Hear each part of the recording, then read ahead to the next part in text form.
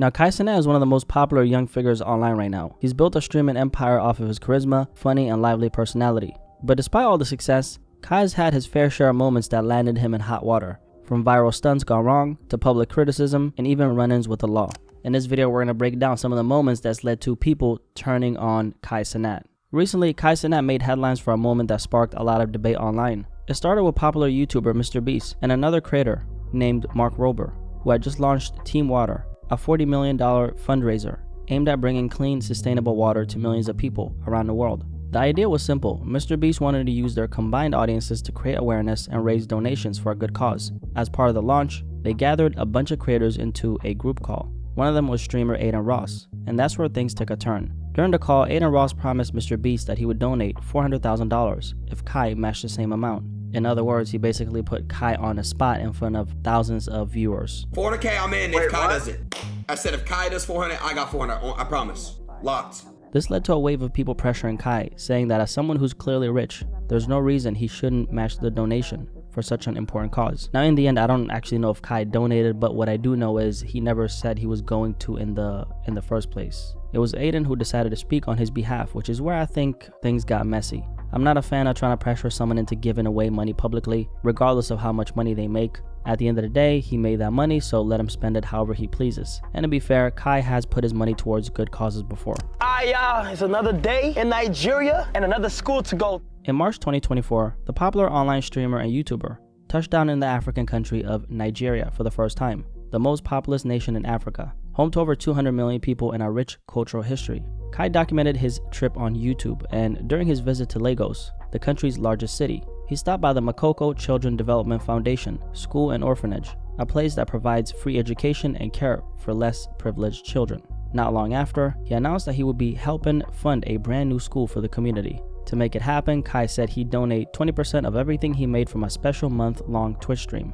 Basically, he streamed every day for an entire month and viewers could subscribe or donate during it. In his own words, "I visited Nigeria not too long ago and I absolutely loved it.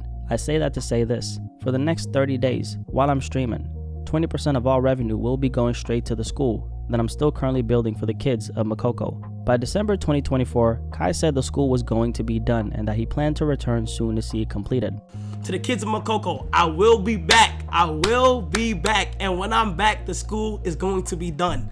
In a few months, it'll be a year since Kai made that pledge, and the questions have been piling up, and people are asking, what happened to the school? Was it a scam? Will it ever actually happen? Recently, the criticism started pouring in again. A few weeks ago, a clip posted on X by the account KickChamp went viral. The tweet claimed, "A YouTuber checked on a school Kai Cenat promised to rebuild, only to find no progress as it struggles to pay expenses and faces shutdown." The clip came from a YouTube video made by a creator named Go With Ali, who visited Makoko, the same area where Kai promised to build a school. But here's the twist. The video had nothing to do with Kai at all. Still, it didn't matter. The tweet spread fast and Kai found himself facing a fresh wave of criticism. Some accused him of making the promise for clout, while others claimed he abandoned the school project altogether. The most important thing to mention here is that Kai has actually not abandoned the project and is still in the works. It's reportedly raised over $1 million so far, with a total estimated cost of over 2.4 million USD, roughly 3.9 billion Nigerian naira. He's also partnering with giants like Google and Amazon to make it happen. According to the timeline Kai shared, construction was projected to take away anywhere from 9 to 12 months, depending on when they officially started. That means the project could still be on schedule. Also, Kai has mentioned delays before, including one caused by a storm that hit Makoko and ruined some of the building materials, resulting in a financial setback for the project. We built a school for the classrooms and stuff in Makoko, like over the river, but due to storm, a lot of it got messed up.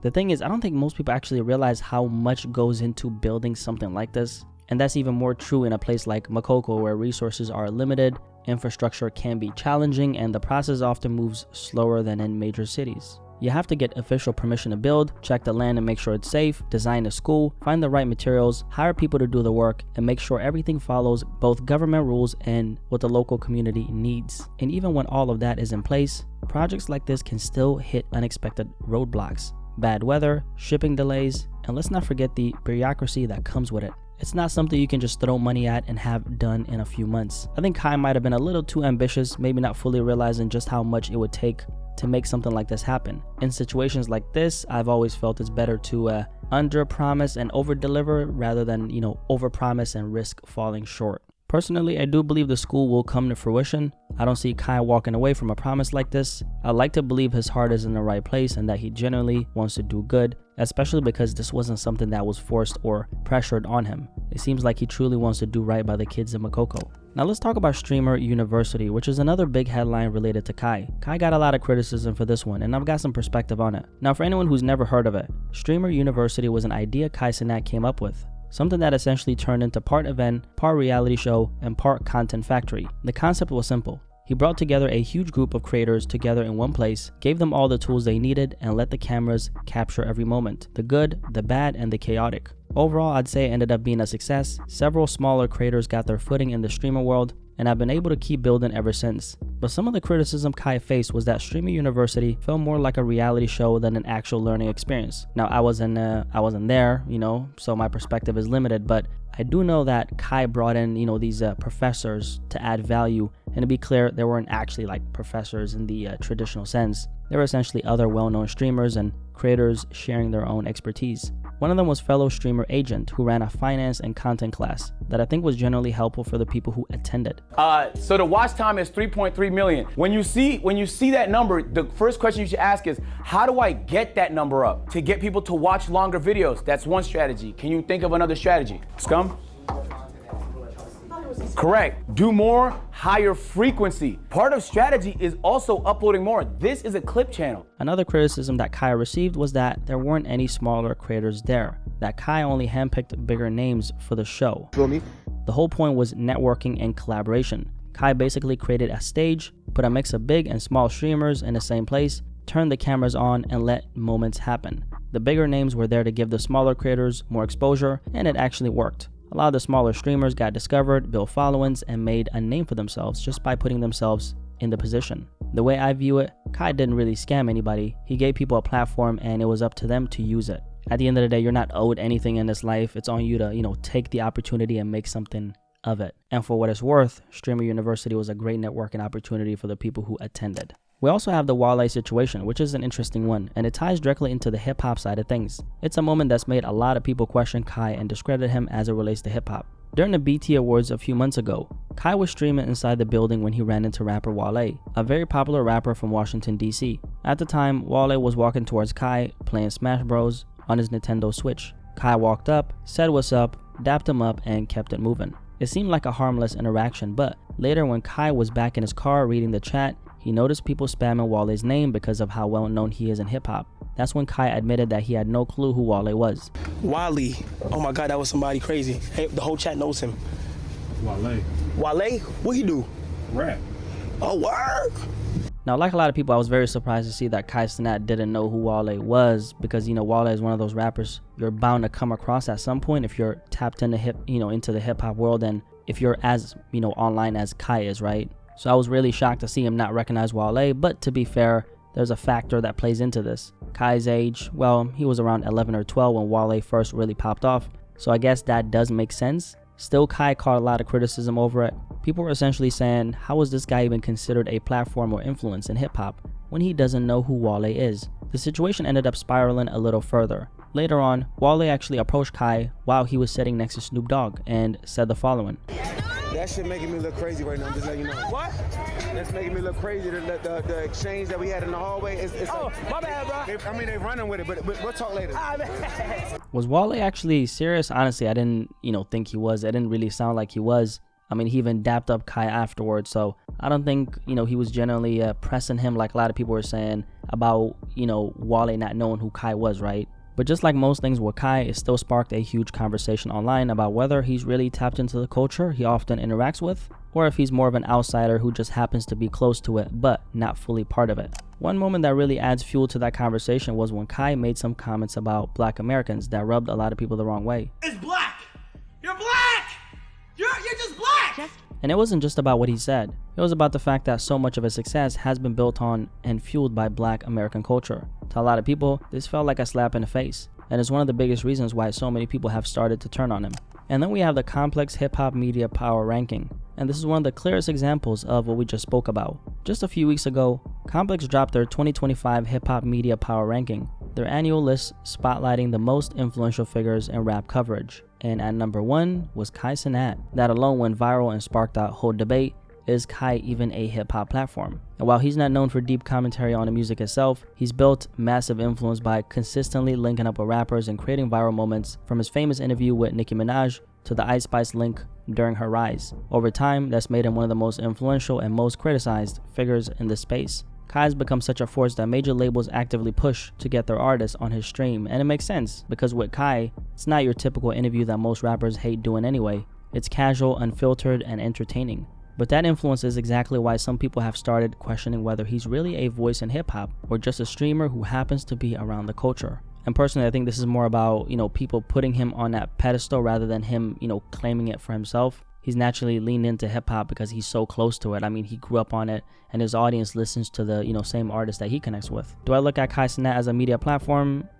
Depends on how you look at it, but overall, no. Overall, I see him as a streamer who happens to dabble in hip-hop media, not the other way around. But regardless of how I see him, plenty of people have questioned him. And one moment that really fueled that goes back to 2023. I think most of y'all probably remember the Union Square riot. Back in August 2023, Kai announced a giveaway in Union Square, Manhattan, promising PS5s and gift cards. But what started as a hype meetup quickly spiraled out of control. Thousands showed up, chaos broke out, and the NYPD had to flood the area as people swarmed in nearby stores. Police charged influencer Kai Cenat with inciting a riot and unlawful assembly.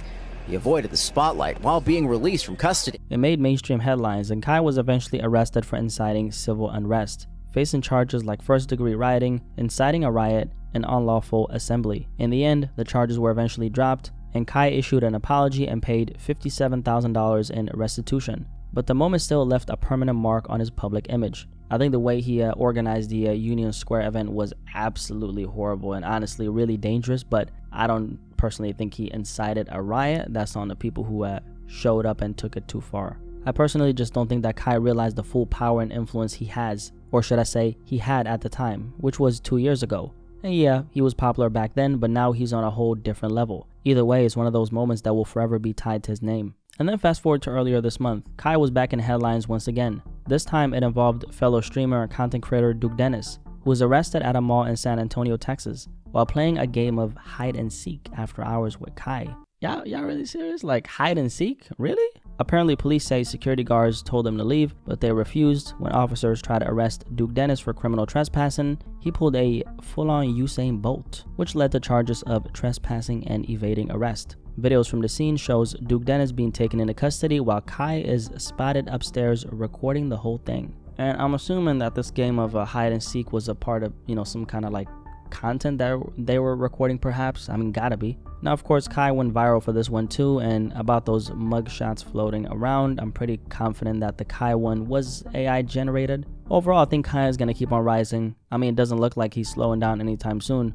but the bigger picture here is that this is what comes with being at the top. When you're operating at this level, every move you make gets amplified. The wins, the mistakes, and everything in between. The real question is, what is Kai gonna keep on doing with that spotlight that he has? I mean, at the end of the day, if he can keep channeling it into something that's really important and something bigger than himself, like finishing that school in Makoko, he could shift the conversation from controversy to legacy. I hope that school gets done, not for Kai's sake, but for the kids who'd benefit from it. Because if it does, it'll be one of those moments where the narrative turns from drama to something very positive.